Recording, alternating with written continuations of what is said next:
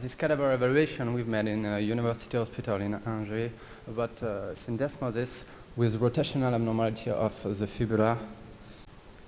Syndesmosis disruption most often occurred during ankle fracture, especially in type C fracture, either with or without medial malleolar fracture. Classical exploration of the syndesmosis consists on a standard X-ray, but we found that their lack of sensitivity and reproducibility has been largely described in literature. Some also proposed RMI or arthroscopy, but this is not a routine procedure for us, and we prefer to use CT scan because of its better sensitivity for syndesmosis, and it allows to associate a good bone exploration, especially in fracture. In our practice, we found that a widening of the syndesmosis could not always be explained by the only ligament rupture, and so we wanted to know which changes could occur with an external or internal rotation of the fibula. So we used 3 cadaver limbs dislocated at the level of the knee, and removed all soft tissues except ligaments and interosseous membrane, of course. We use an axial KY introduced from proximal to distal in the fibula to serve as an axis for rotation and to provide any translation of the fragments. We put an small external fixator with parallel wires at each part of the fibular osteotomy to give the angulation of the rotation. Of course, we disrupted completely the syndesmosis ligament and the interosseous membrane, but we've done no tear of medial malleolar or deep deltoid ligament.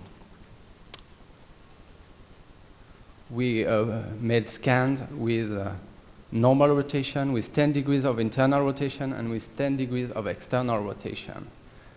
For each series, the limb was positioned in a cast during the CT with 0 degree of dorsiflexion. We made measurements at the anterior part of the tibio-fibular syndesmosis, the posterior part of the tibio-fibular syndesmosis. We appreciate the anterior tibio-fibular line and the parallelism of talus and lateral malleolus. We observed that syndesmosis widening was really important while rotational abnormality. It predominated at the anterior part of the syndesmosis in external rotation, and both at internal and posterior part in internal rotation.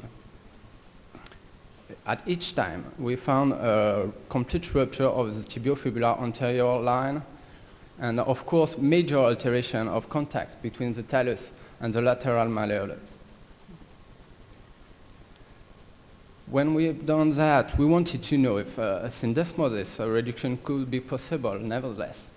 So we used 2 ankles to fix the external rotation with a standard AO plate, as you can see here, and we tried to reduce it with a clamp, but we failed at each time to reduce syndesmosis widening, as you can see on this picture. As a conclusion, I would say that rotational malreduction of the fibula leads to widening of the syndesmosis, to alteration of articular surface contact, and to disruption of the anterior tibio-fibular line. As standard X-ray explore more likely the posterior part of the syndesmosis, as described by Harper and Foot and Ankle in 1993, we think that the exploration of the syndesmosis should be made with a CT scan to increase the number of wrong reduced syndesmosis. Of course, we can't say, we can affirm something with 3 cadaver, but if you can take these meshes at home, if any syndesmosis malreduction is observed in CT after surgery, and we do CT scan after every type C fracture, the surgeon should reconsider the rotation of his fibular osteosynthesis, especially in comminuted fracture. Thank you.